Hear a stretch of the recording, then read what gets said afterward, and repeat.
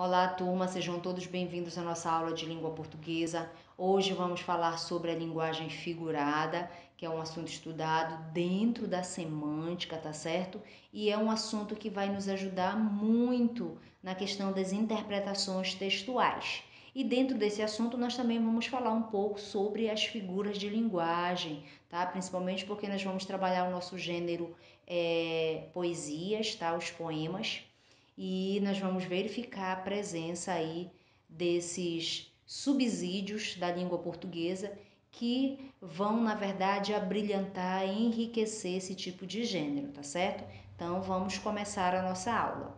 Nós vamos primeiro falar o que seria aí a nossa linguagem conotativa, tá? Versus a nossa linguagem denotativa, que é importante fazermos essa diferença.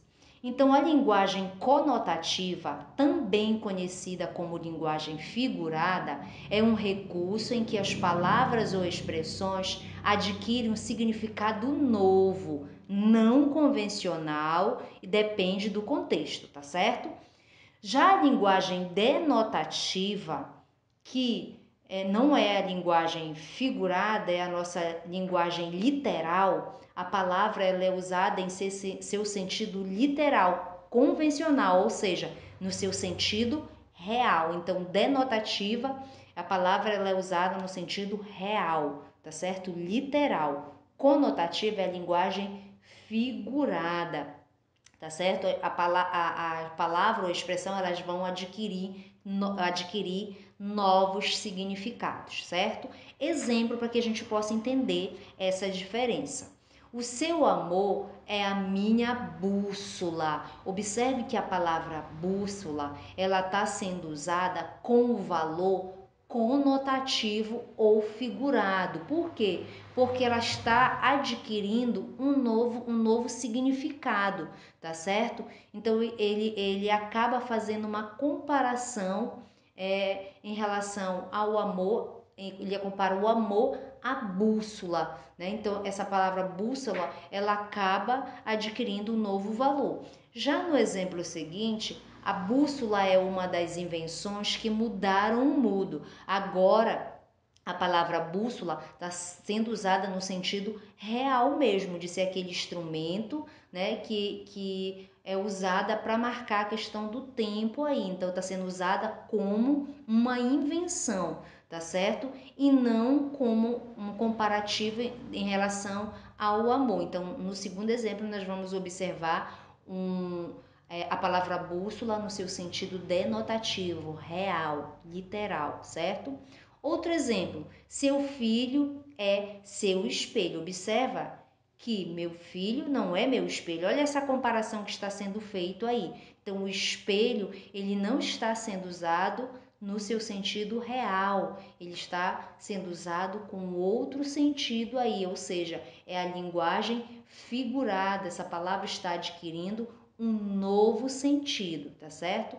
E o exemplo abaixo, o espelho do meu quarto quebrou. Agora a palavra espelho está no sentido real, denotativo, tá certo?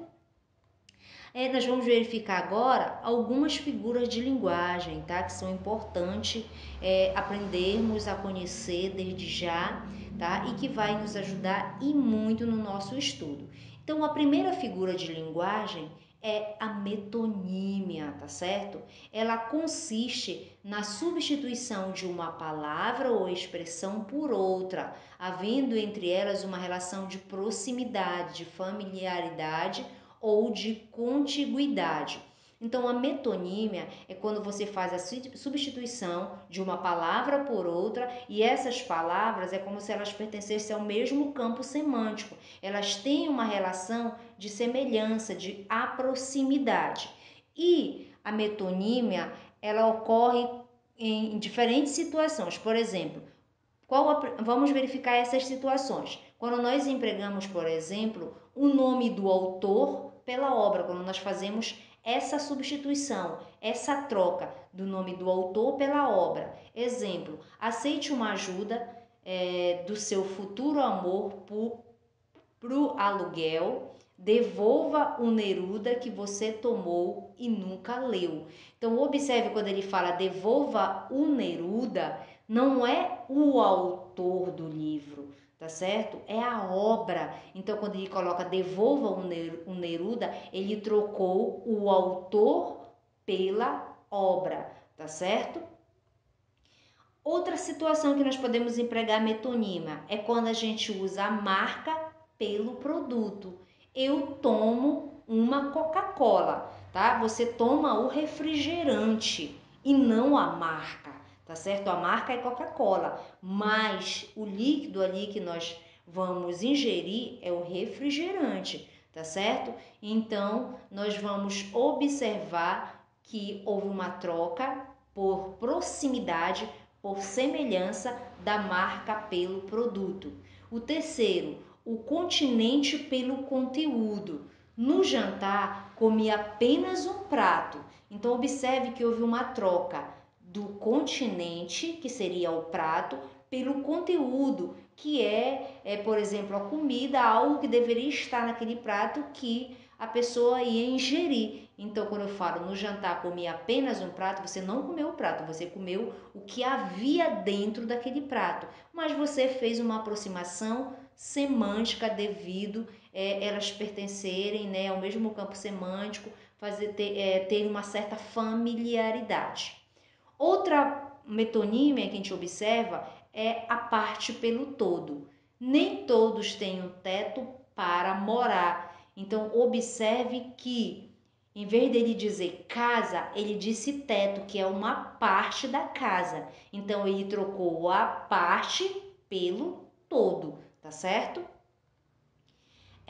Também pode ocorrer metonímia quando a gente troca o singular pelo plural ou vice-versa, o plural pelo singular. A mulher ainda sofre discriminação na sociedade moderna.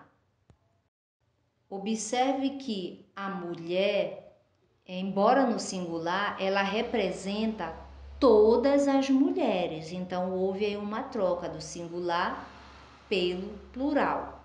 Outra forma de metonímia é a matéria pelo objeto. Exemplo, no almoço, os cristais tiniam e os convidados sorriam satisfeitos.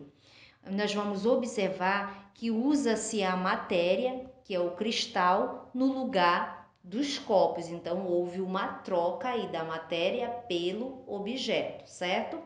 Outra figura de linguagem é a sinestesia, tá certo? Ela consiste na fusão de palavras que expressam sensações percebidas por diferentes órgãos do sentido. Então, a sinestesia está relacionada à sensação que nós podemos notar a partir dos órgãos do sentido.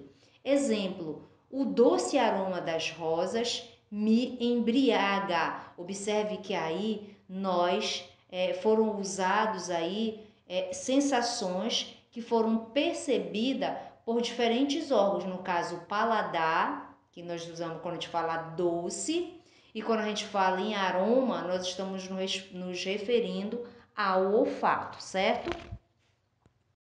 A antítese, ela consiste no uso de palavras ou expressões de significados opostos. Então, antítese é aquela figura de linguagem em que vai fazer oposição entre as palavras dentro do contexto. Exemplo, nasce o sol e não dura mais que um dia. Depois da lua se segue a noite escura. Depois da luz se segue a noite escura. Em tristes sombras morre a formosura, em contínuas tristezas e alegria. Observe que nesse trecho aí, desse poema, nós vamos observar palavras de sentidos opostos, como por exemplo, luz e noite escura, tristeza e alegria, certo? O eufemismo, o que é? Ele consiste no emprego de palavras ou expressões que suavizam uma mensagem considerada desagradável ou chocante. Por exemplo, ele dormiu o seu derradeiro sono. Então, essa palavra, quando eu digo que ele dormiu o seu derradeiro sono, eu usei para suavizar o fato de eu ter que dizer que ele morreu. Então, é uma forma, quando eu digo ele passou dessa para uma melhor. Então, eu usei um eufemismo para suavizar, né, aí a expressão de ter que usar a palavra morreu, certo? Aquele homem raramente faltava com a verdade. Então, em vez de eu dizer que ele mentia, eu usei essa expressão para suavizar essa palavra que eu deveria usar, que seria mentia. A aliteração, ela consiste na repetição ordenada de um som consonantal. Pode ocorrer no início ou no final das palavras. Então, a aliteração, ela está relacionada a som, porém é um som de consoantes. Ela pode se dar no início ou no fim da palavra. Exemplo: chove, chuva, chove sem parar. Observe aí que o encontro consonantal do CH, né, há uma repetição desse som. Então, eu digo que nesse caso ocorreu uma aliteração. E nós temos, por fim, a hipérbole, tá certo?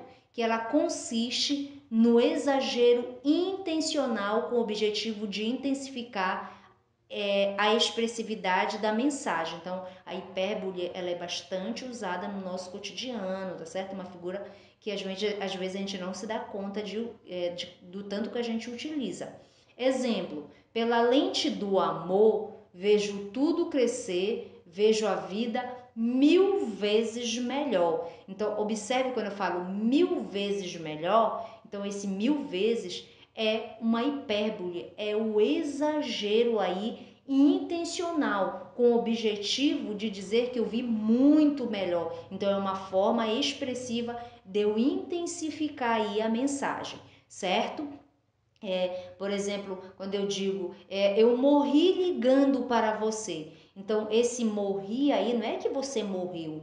Ele quis dizer que você que ligou demais, tá? Então, é um exagero, é uma hipérbole, certo? Eu espero que vocês tenham entendido a nossa aula sobre a figura de linguagem, sobre algumas e sobre a linguagem figurada, certo? Nós vamos ficar por aqui e até a próxima.